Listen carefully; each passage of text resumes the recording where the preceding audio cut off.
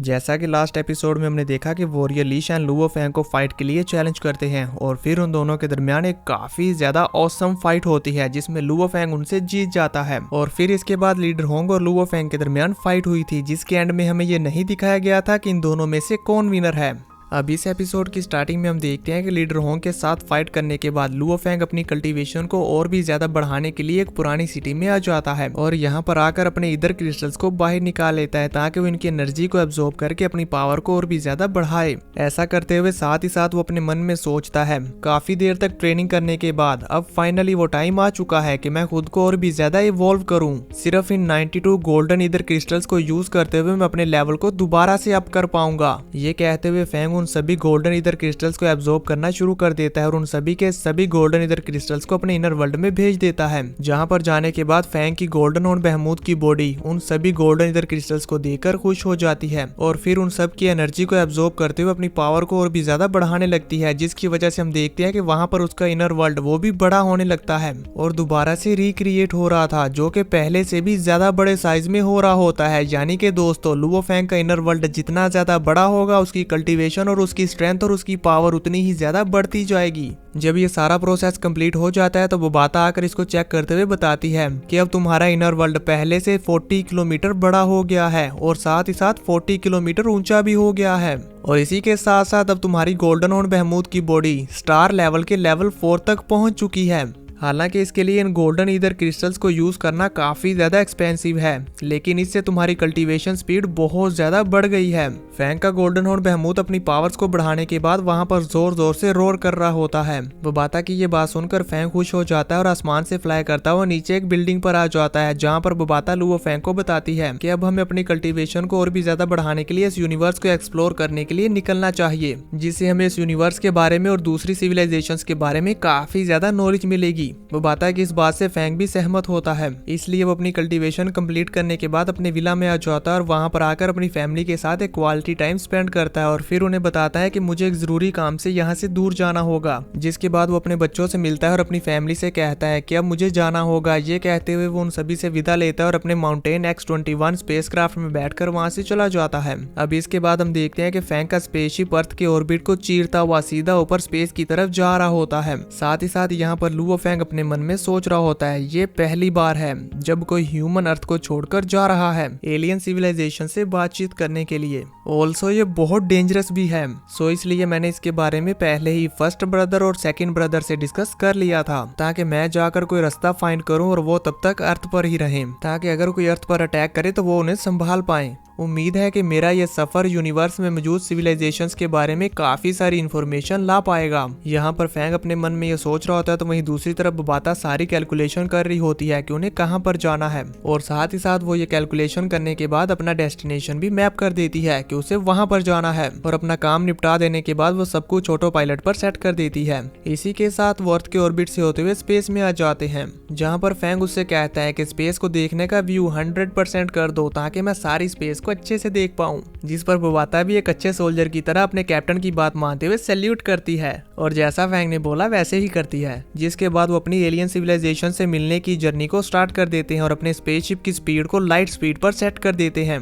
इसी के साथ उनके सामने एक स्क्रीन पॉपअप होती है जहां पर दिखाया जा रहा था कि लाइट स्पीड को एक्टिवेट होने में 30 सेकंड बाकी हैं। सिर्फ 30 सेकंड में हम लाइट स्पीड तक पहुंच जाएंगे और फिर वहां पर उन 3 सेकंड का काउंटडाउन स्टार्ट हो जाता है, जिसे देखते हुए फैंग कहता है पहली बार किसी और प्लेनेट पर जाना जहां पर लाइफ है, यह आसान नहीं होने वाला। मुझे अभी से बेचैनी हो रही है पर मैं काफी एक्साइटेड भी हूँ। जिस पर बुबाता उसे कहती है जस्ट रिलैक्स, हमारा स्पेसशिप बहुत ही जल्द लाइट स्पीड तक पहुंचने वाला है। वो बाता यहाँ पर फैंग को ये बता रही होती है, तभी हम देखते हैं कि वो काउंटडाउन सिर्फ 5 सेकंड का बचा होता है। 4, 3, 2, 1 और इसी के साथ फैंग का स्पेसशिप लाइट स्पीड तक पहुंच जाता है और ये लाइट स्पीड इतनी ज्यादा तेज होती है कि फैंग को तो अपनी आंखों के सामने कुछ भी नजर नहीं आ रहा था। फैंग यहाँ पर फुली कंफ्यूज हो जाता है और उसे समझ ही नहीं आता कि उसके आसपास क्या चल रहा है और थोड़ी ही देर में वो पोर्टल से होते हुए किसी और यूनिवर्स में आ जाते हैं, जहाँ पर फैंग को तो सब कुछ ब्लैंक नजर आ रहा था और यहाँ पर फैंग को भी खुद को संभालने में थोड़ा टाइम लगता है।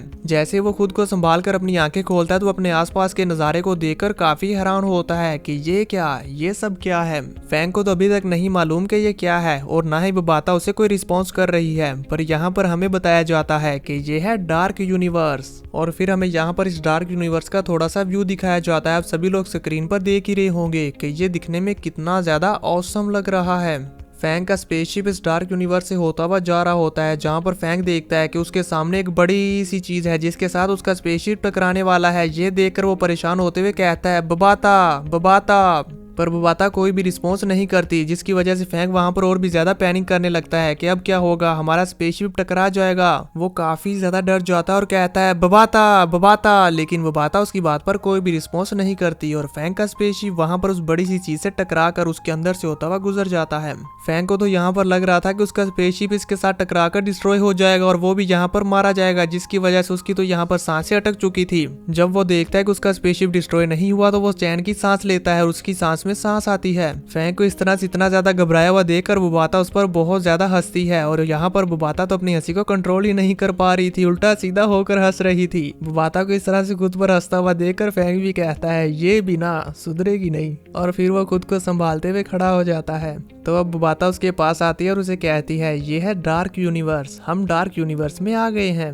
जिस पर फैंग उससे हैरान होते हुए पूछता है डार्क यूनिवर्स, जिस पर बुबाता उसे डिटेल में समझाते हुए कहती है कि आमतौर पर जिस यूनिवर्स में हम रहते हैं उस यूनिवर्स में मौजूद मटेरियल लाइट स्पीड तक नहीं पहुंच सकता, लेकिन अगर तुम तेजी से आगे बढ़ना चाहते हो तो इसके लिए तुम्हें किसी और जगह से होकर गुजरना होगा, जैसे कि ये डार्क यूनिवर्स। इस डार्क यूनिवर्स की लोकेशन और हमारे यूनिवर्स की लोकेशन बिल्कुल सेम ही है, लेकिन इस यूनिवर्स की खास बात यह है कि इसका मटेरियल लाइट की स्पीड को भी पेनिट्रेट कर सकता है और इसी के साथ साथ डार्क यूनिवर्स में 1 लाइट ईयर तक ट्रैवलिंग करना हमारे यूनिवर्स में 10 मिलियन लाइट ईयर्स के बराबर है। अगर तुम स्टार्स के बीच में ट्रैवल करना चाहते हो तो फिर तुम्हें डार्क यूनिवर्स से होकर गुजरना होगा। तो बुबाता की ये सारी बातें सुनकर फैंग उसे शॉर्टकट में हमें समझाते हुए कहता है तो इसका मतलब कि ये डार्क यूनिवर्स हमारे रियल यूनिवर्स में सफर करने के लिए शॉर्टकट है।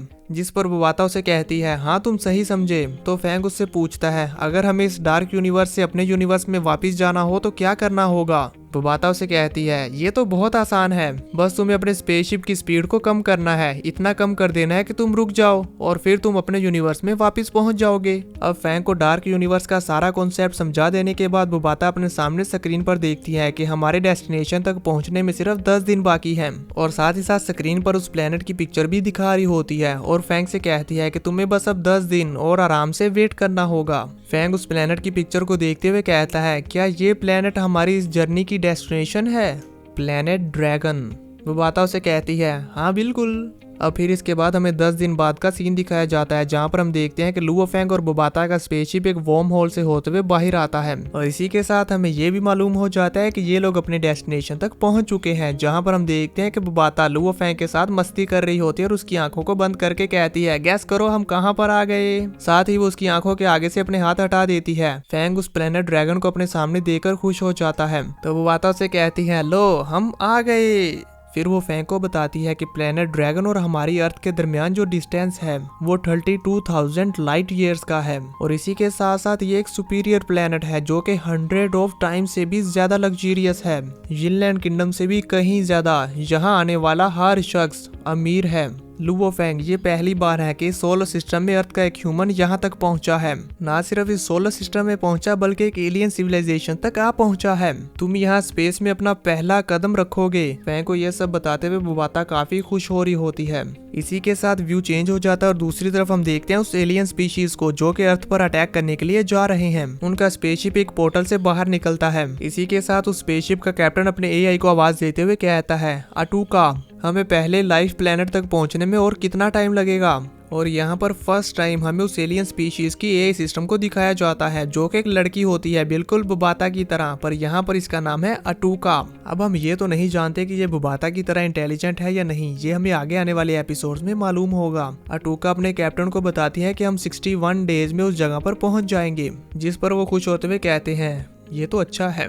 और फिर वो अपने साथियों से कहते हैं बहुत ही जल्द हम उस प्लेनेट पर पूरी तरह से कब्जा कर लेंगे जिससे हमें बहुत ज्यादा फायदा होगा। अपने कैप्टन की ये बात सुनकर वो सभी लोग काफी ज्यादा खुश होते हैं और फिर वो कैप्टन खुश होते हुए कहता है लाइफ प्लेनेट। वहीं दूसरी तरफ लुओ फैंग उस ड्रैगन प्लेनेट को देखते हुए कहता है प्लेनेट ड्रैगन। और फिर ये एलियन स्पीशीज का कैप्टन और लुओ फैंग दोनों एक साथ कहते हैं मैं आ रहा हूँ। अब हमें देखना यह है कि पहले लुओ फैंग अर्थ पर पहुंचेगा या ये एलियन स्पीशीज का कैप्टन, और ये हमें आगे आने वाले एपिसोड्स में मालूम होगा। आप सब दोस्तों को क्या लगता है इन दोनों में से पहले कौन अर्थ पर पहुंचेगा? मुझे नीचे कमेंट करके जरूर बताना।